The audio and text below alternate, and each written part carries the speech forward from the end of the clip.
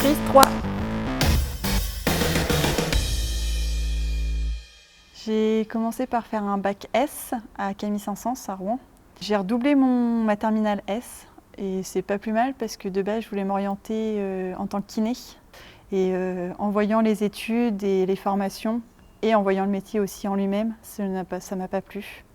Donc j'ai arrêté mes recherches en tant que kiné et je suis partie dans un autre domaine, le génie chimique, génie des procédés. Le déclic pour aller vers ce domaine, c'était mon cousin qui lui a fait cette formation-là et du coup qui m'a permis de savoir plus sur cette formation qui était vraiment inconnue et que personne ne m'avait parlé autour de moi. Dans ma formation DUT génie chimique, génie des procédés, il y avait plus d'hommes que de femmes parce que de base, les débouchés de ce DUT sont des postes dits d'hommes alors que la preuve que non, je suis là. Je travaille chez EDF, la centrale nucléaire de Penly. Je suis technicienne chimiste d'unité de production. Donc je travaille vraiment dans la centrale. Je fais tout un panel d'échantillons, d'échantillonnage et d'analyse pour vérifier l'intégrité de la centrale.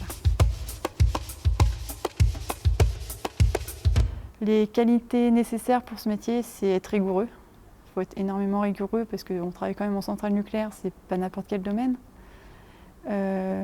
Faut avoir de la traçabilité aussi, donc il faut aimer aussi un petit peu quand même faire des papiers, de la documentation et être sportif. On marche énormément parce que la centrale, nos prises d'échantillons sont à différents endroits dans la centrale.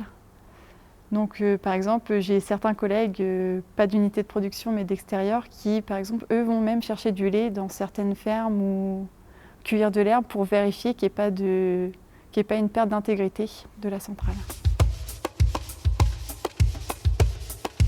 Ce qui me plaît le plus, je dirais que c'est de travailler en équipe. On est un peu plus de 30 et il y a toujours du monde sur qui compter, qui peut nous aider et qui est là si on a un souci. Donc ça, c'est vraiment très agréable. Dans mon poste, il y a plusieurs équipes différentes, donc on peut tourner sur plusieurs postes.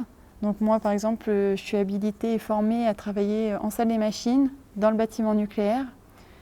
Je suis aussi sur la partie comptage, donc c'est ce qui va permettre de voir les radioéléments. Je suis garante de la sûreté nucléaire. Sur le site de Penly, il y a beaucoup plus d'hommes que de femmes, donc on doit être à peu près 18% de femmes, tout domaine confondu, pas que dans la science. Après, dans mon service, on voit que ça a énormément évolué. Je vois mes collègues, ils m'ont parlé du début de la centrale où il n'y avait que des hommes et qu'ils étaient les premières femmes.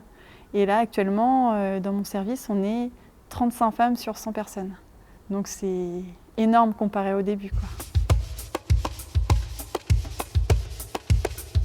Une femme qui m'a inspirée pour mon parcours, c'est Marie Curie, parce que déjà c'est mon domaine, donc la radioactivité. Donc déjà c'est principalement elle vers qui je vais me tourner. C'est elle aussi qui a encouragé les femmes à s'orienter vers le domaine des sciences, parce qu'au décès de son mari, elle avait repris sa place en tant que responsable sciences d'une école. Et du coup, elle a recruté aussi des femmes et c'est elle qui a montré la voie aux femmes pour dire vous arrêtez pas, c'est pas qu'un domaine d'hommes et continuez dans cette voie-là. Vous arrêtez pas aux préjugés. Vraiment, écoutez pas, c'est quelque chose de néfaste. Vaut mieux faire un métier qui vous plaît parce qu'on passe 80% de notre vie quand même sur notre lieu de travail.